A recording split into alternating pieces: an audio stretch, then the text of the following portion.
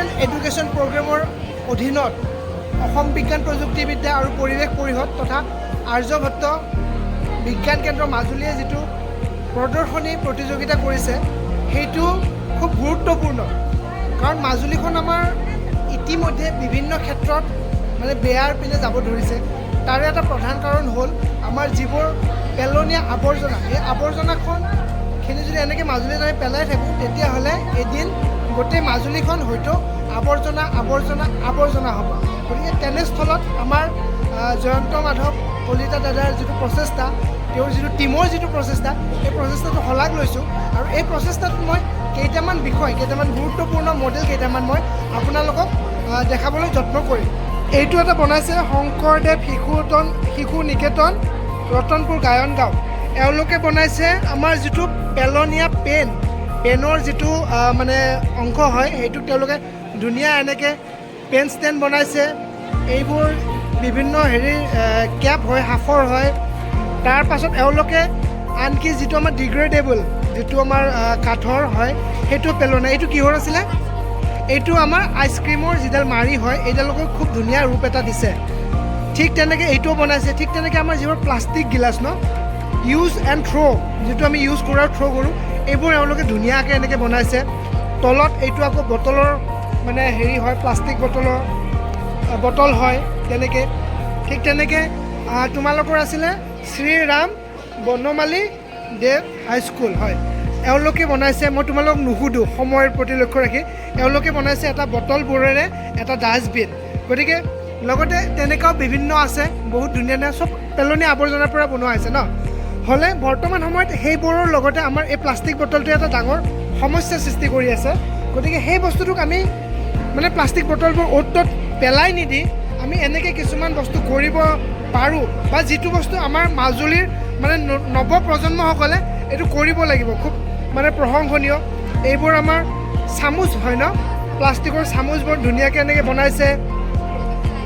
পেলাই দিয়াবোৰ আনি বনাইছে। এইটো এটা খুব ধুনীয়া ফুলদানি বনাইছে, বটলৰ হয়, খুব ধুনীয়া।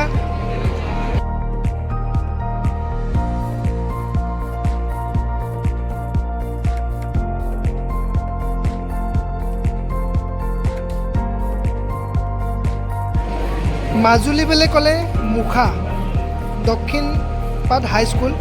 আমাৰ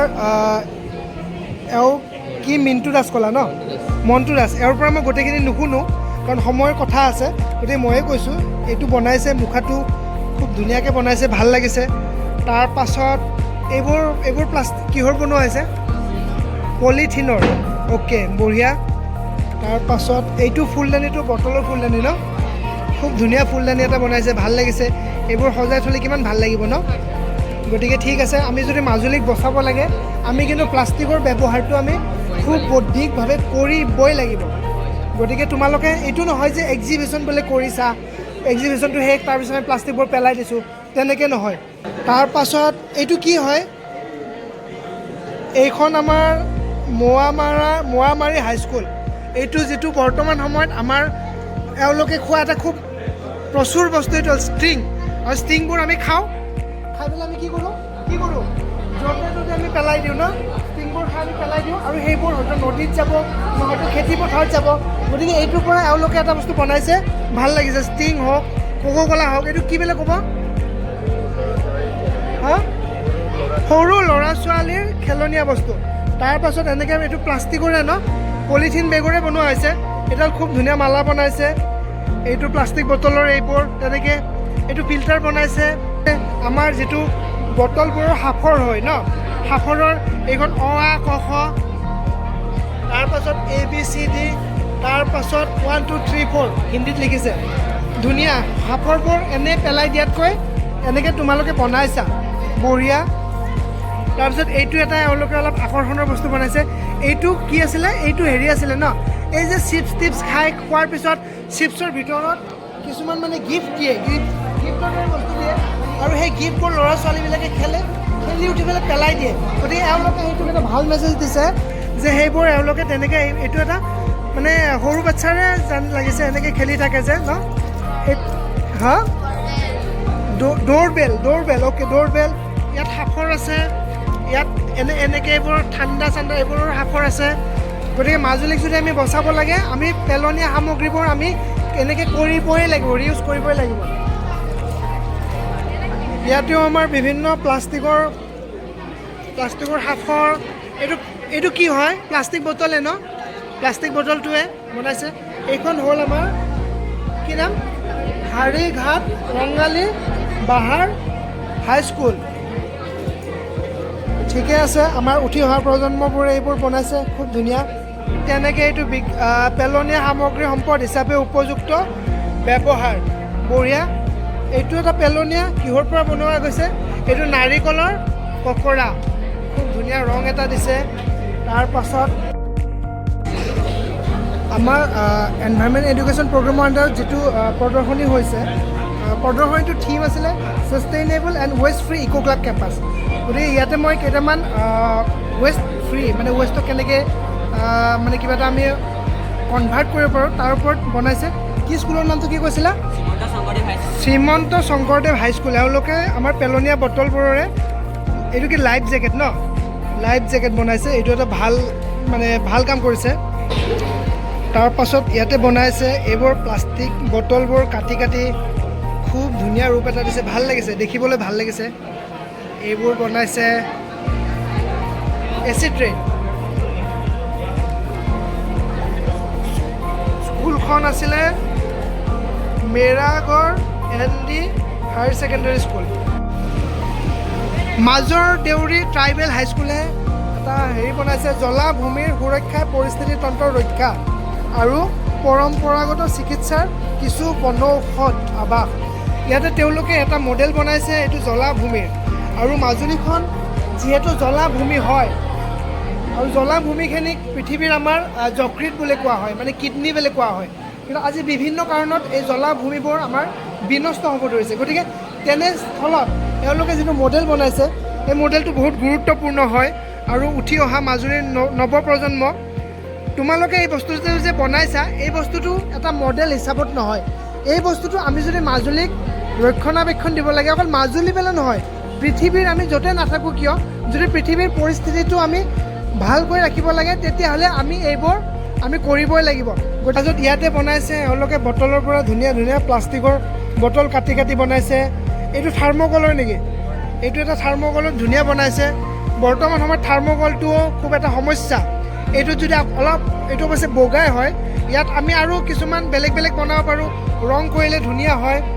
গতিকে মাজুলীক আমি বচাব লাগিলে এইবোৰ আমি কিন্তু কৰিবই লাগিব দেই। মই বহুত দূৰৰ পৰা আহিছোঁ, তোমালোকে হয়তো জানে নাজানে মই গম নাপাওঁ, কিন্তু মাজুলীখন যদি আমাৰ ভালে থাকিব লাগে, তেতিয়াহ'লে এইবোৰ আমি মডেল হিচাপত নহয়, আমি প্ৰেক্টিকেলি আমি এইবোৰ কৰিবই লাগিব। তোমালোকৰ স্কুলখনৰ নাম আছিল শালমাৰা হাইস্কুল মাজুলী, বঢ়িয়া। ইয়াতে আমাৰ নৱজ্যোতি হাইস্কুলে কিছুমান আমাৰ পৰম্পৰাগত কিছুমান বনাইছে। এইবোৰ বস্তু অৱশ্যে আজিকালি মাজুলীত বাৰু মই কিছু কম বেছি পৰিমাণে পাইছোঁ, কিন্তু বাকী অঞ্চলবিলাকত এই বস্তুবোৰো নাইকিয়া হৈছে। এই বস্তুবোৰ এতিয়া আমি এনেকৈ মডেল হিচাপতে ৰাখিব লাগিব নেকি? আজিকালি আমাৰ সেইপিনে বিশেষকৈ চহৰবিলাকত আমাৰ শাল কি বস্তু, শালে দেখা নাই, ঢেঁকী দেখা নাই। গতিকে তেনেস্থলত নাঙল, এই নাঙলটো নোহোৱা হৈছে। কিন্তু মাজুলীত কিন্তু মই এটা কথা ক'ব লাগিব, মাজুলীখন এতিয়াও যথেষ্ট ভাৰ্জিন হৈ আছে, মানে পিয়'ৰ হৈ আছে। কাৰণ এতিয়া মই আজি আহি থাকোঁতে ইয়াত খেতি পথাৰবিলাকত মই খেতিয়ক কিছুমানক দেখিছিলোঁ, তেওঁলোকে কি কৰিছে, ট্ৰেক্টৰৰ ব্যৱহাৰ, মই এখনেই ট্ৰেক্টৰ দেখিছোঁ, কিন্তু বাকী গোটেই অঞ্চলবোৰত বলদ গৰুৰে হাল চহাইছে, যিটো নেকি বহুত এটা ইম্পৰ্টেণ্ট কথা হয়। মই কৈছোঁ যে মাজুলী এতিয়াও পিয়'ৰ হৈ আছে, কাৰণ মাজুলীত এতিয়াও এই বস্তুবোৰ চলি আছে। গতিকে জয়ন্ত মাধৱ কলিতা তেখেতে বৰ্তমান আমাৰ যিটো অসম বিজ্ঞান প্ৰযুক্তিবিদ্যাৰ পৰিৱেশ পৰিষদ, তাৰে যিটো এনভাইৰনমেণ্ট এডুকেশ্যন প্ৰগ্ৰেম খুব ধুনীয়াকৈ চলাই আছে। আৰু তেখেতে মোকো মাতিছিলে, আৰু ময়ো মোৰ দায়িত্ব হিচাপত নলবাৰীৰ পৰা মাজুলীলৈ আহিছোঁ, আৰু আহি পেলাই ইয়াত বহুত ভাল লাগিছে। গতিকে মই তেখেতৰ পৰা এই গোটেই প্ৰগ্ৰামটোৰ বিষয়ে তেখেতৰ অভিজ্ঞতাখিনি মই জানিব বিচাৰিম। আজি এনভাইৰনমেণ্ট এডুকেশ্যন প্ৰগ্ৰেমৰ এটা কাৰ্যসূচী আছিলে, যে আমাৰ এখন প্ৰদৰ্শনী আছিলে, মডেল প্ৰদৰ্শনী। ইক' ক্লাবসমূহৰ মাজত 35টা আমাৰ ছিলেক্টেড ইক' ক্লাবৰ মাজত বৰ ধুনীয়া হৈছিলে। আমাৰ বিদ্যালয়সমূহৰ পৰিদৰ্শিকা বাইদেউ আহি আমাৰ মাজত উপস্থিত হৈছিলে।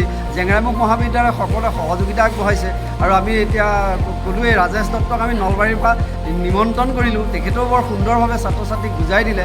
আমাৰ শিক্ষাগুৰুসকলে ছাত্ৰ ছাত্ৰীসকলৰ উৎসাহ দেখি ভাল লাগিছে। এনভাইৰনমেণ্ট এডুকেশ্যন প্ৰগ্ৰেমৰ আমি সফল হৈছোঁ বুলি আমি ভাবিছোঁ মানে আজি। পদক্ষেপ আমাৰ এছটেকৰ পদক্ষেপ হওক বা আমাৰ এই অঞ্চলৰ জয়ন্ত দাৰ পদক্ষেপ বা যিখিনি ইয়াত অংশগ্ৰহণ কৰিছে, মানে মাজুলীখন হ'ল আমাৰ এটা অতি গুৰুত্বপূৰ্ণ, গোটেই বিশ্বৰ ভিতৰতে এটা অতি গুৰুত্বপূৰ্ণ এটা ঠাই। কিন্তু আজি বিভিন্ন কাৰণত মাজুলীৰ যিটো প্ৰাকৃতিক মানে যিটো অৱস্থা, যেনেকৈ বিশেষকৈ ক'ব লাগিব লেতেৰা চেতেৰা আৱৰ্জনা এইখিনি, গতিকে এইখিনিয়ে তাৰমানে কিছু ইয়াক মানে বেয়া কৰিব ধৰিছে।